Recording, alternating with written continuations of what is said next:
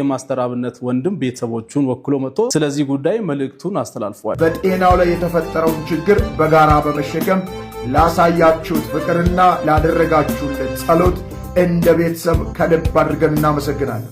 በዚህ ጊዜ ለማስተራብነት ከበደ ሕክምና ምንም አይነት የገንዘብ ድጋፍ እየተሰበሰበ እንዳልሆነ እንድታውቁ እያል አሁን እሱ የሚያስፈልገው ከደጋጎች የሚደረግለት ጸሎት ብቻ ነው። አሁንም ጸሎት ነው የሚያስፈልገን በሚል ቤተሰቡ እንዲሁም ራሱ ሲናገሩ ነበርና አሁን ከዚህ በኋላ ማሳያችሁ አንድ ቪዲዮ በጣም የመናደድ አይነት ሆት ቴምፐርድ የሆናችሁ ሰዎች ካላችሁ፣ ቶሎ የምትናደዱ አይነት ሰዎች ካላችሁ ባታዩት ይመከራል። በጣም የሚያበሳጭ ቪዲዮ ላሳያችሁ ነው። የማሳያችሁም ለዚህ ነገር መልስ መስጠት ስለፈለኩኝ ነው። እኔ ራሴ መልስ መስጠት ስለፈለኩኝ ነውና ቪዲዮን አንዴ አይተን እንመለስ። ታምም ያለው ጸልዩልኝ አለ ማስተራብነት እንዴ ለምንድነው ማለት? ሁላችሁም በየእምነታችሁ ጸልዩልኝ ማለት ምን ማለት ነው? አንዱ ቢሲት አንድ አይሱትም ነው።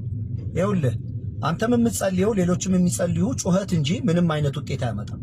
በጣም በጠና ከታመምክ ብር ከሌለህ ብር ስጡኝ ነው የሚባለው። ብር ካለህ ደግሞ ሂደህ መታከም ነው ያለብን። በሽታ በሕክምና እንጂ በጸሎት አይደለም። ውሸት ነው።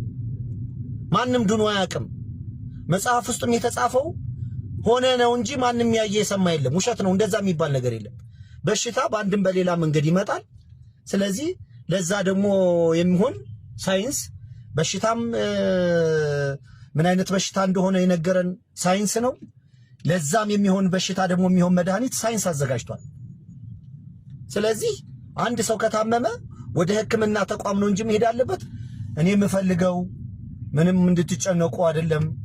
የእናት አባቶች የተለያየ በየእምነታችሁ እንድትጸልዩልኝ ነው። ምን እና እንግዲህ ከዚህ በላይ መሄድ ያለብን አይመስለኝም። እዚህ ጋር አቁመን ስለ ጉዳዩ መነጋገር እንችላለን።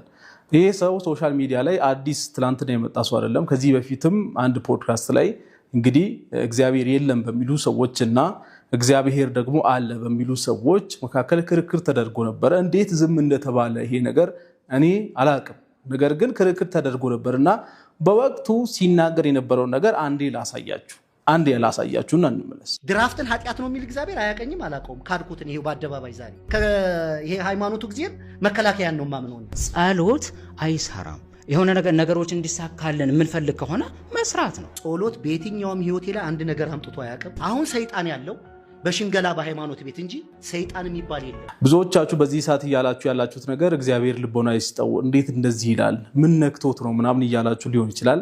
እኔ ምንም ነክቶት ይሁን ምን ስለዚህ ሰውዬ አሁን መናገር የምፈልገው ነገር እንደው መሰላችሁ፣ ቀጥታ ኤቲስት የሚባል ሃይማኖት አልባ የሆነ እግዚአብሔርም የለም የሚባልን ነገር የሚከተል ሰው በራሱ እንደፈለገው መሆን ይችላል።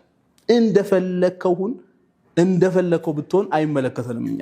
ነገር ግን እዚህ ጋር የተሳሳትከው ነገርና ያጠፋው እንደ ወንጀልም ሊያስጠይቅ የሚችለው ነገር ምንድነው?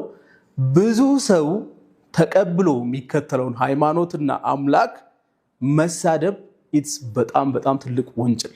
እንዲሁ ዝም ብሎ እንደዚህ አይነት ነገር እየታለፈ ከሆነ በጣም ሼም ነው። ብዙ ሰዎች የሚከተሉትን እምነት፣ ብዙ ሰዎች እንደ ፈጣሪ የሚያመልኩትን እግዚአብሔርን መጥቶ በሚዲያ ለዛውም ሳይነካ አንተ ለምን አምላክ የለም ትላለህ፣ እግዚአብሔር የለም ለምን ትላለህ ብሎስ ማንም ሳይነካው በራሱ ሰዓት ተነስቶ እንዳትጸልዩ እንደዚህ አታርጉ ብሎ መሳደብ በጣም ልክ አይደለም፣ ወንጀልም ነው ብዬ ነው የማስበው። ስለዚህ በአጭሩ ሌላ ምንም መልስ የለኝም። የብዙዎችን እምነት መሳደብ የብዙዎችን ምንም ከፈለጉ ማለት ነው ሰዎች ከፈለጉ እናንተ እንደፈለጉት አምላክ የለም ብሎ ምንም ማለት ይችላሉ። አምላክ አለኝ ብለው ማንም ተነስቶ እንደ አምላክ የፈለገውን ማምለክ ይችላል። የፈለገውን ነገር ማለት ነው። እግዚአብሔርን ሳይሆን እንደውም ሌላ ጉዝ ነገርን ማምለክ ሰው ይችላል፣ መብቱ ነው። ስለዚህ ያንን ብዙ ሰዎች የሚከተሉትን ነገር መተህ ስትናገር ስታንቋሽሽ ይሄ ነገር ወንጀል መሆኑን አላወቅም መሰለኝ። ማንም ሳይነካው ማንም ሳይነካካው መጥቶ ማይሆን ነገር ስለተናገረ ማለት ነው። ስለሌሎች እምነት የራሱን እንደፈለገ መሆን ይችላል። እንዳልኳችሁ የመናገር ነፃነት አለው፣ የማስረዳት ነፃነት አለው፣ የፈለገውን ፊልም የሚያደርገውን ነገር ማድረግ ነፃነት አለው። እግዚአብሔርን ከፈለገ ያምልክ ከፈለገ አያምልክ የራሱ ጉዳይ ነው። ነገር ግን ሰዎችን መጥቶ እምነታቸውን አምላካቸውን እንደዚህ ማንቋሸሽ ወንጀል ነው ባጭሩ። ወንጀል ስለሆነ ይሄ ሰው በወንጀል እንዲጠየቅልን እንፈልጋለን። ይሄንን ሐሳብ ብትደግፉ ሰዎች ኮሜንት ላይ ሐሳባችሁን አስቀምጡ። እኔ ይሄንን ነው ልል የምችለው በዚህ ሰዓት። ለምን አላመለከም ምናምን ገደል ለምን አይገባም አይመለከተኝም። ነገር ግን ህዝብ እያመለከ ያለውን አምላክ በሚሊዮኖች የሚቆጠሩ ሰዎች የሚከተሉትን ሃይማኖትና አምላካቸውን መጥቶ ማንም ሳይነካው ከመሬት ተነስቶ እንዳትጸልዩ እንደዚህ አታርጉ አምላካችሁ አይሰራም የለም ከናንተ አምላክ መከላከያ ይሻላል ምናምን ብሎ መናገር ወንጀል ነው ባጭሩ። ስለዚህ ይሄ ሰው በወንጀል እንዲጠየቅልን እንፈልጋለን። ይሄን ነው ብለው ባጭሩ። ከጥሩ ነገር ጀምረን እንግዲህ መስመር ሳንይዝ ወደ መጥፎ ነገሮች አንዲገባን